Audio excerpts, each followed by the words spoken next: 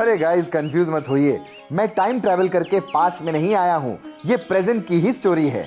हम आए हैं कर्नाटका के तुंगा नदी के पास एक छोटे से गांव मत्तूर में। क्यों आए हैं? तो भैया इस गांव की OMG वाली बात यह है कि यहाँ की आम बोलचाल की भाषा संस्कृत है और इसलिए ये गांव कहलाता है India's last Sanskrit speaking village. Indro Brihaspati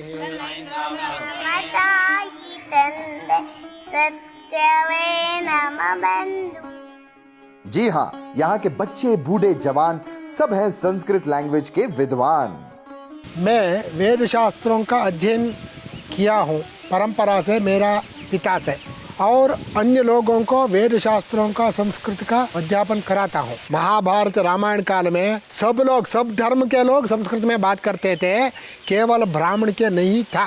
परंतु कालांतर में अन्य लोगों का इच्छा केवल धन से हुआ, केवल प्रापंचिक सुख से हुआ, इसलिए सब लोग संस्कृत को छोड़ दिया।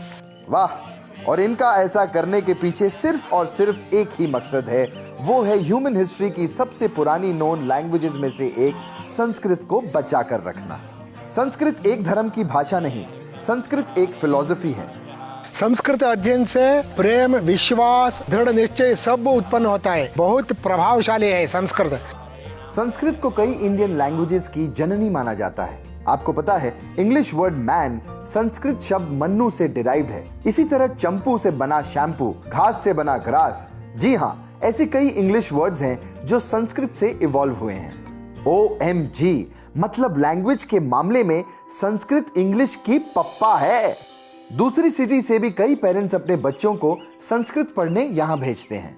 We are teaching Sanskrit from LKG to 10th standard. Each and every day, one period for Sanskrit. That's why all students are able to speak Sanskrit. That's why Sanskrit is living language in Mattur.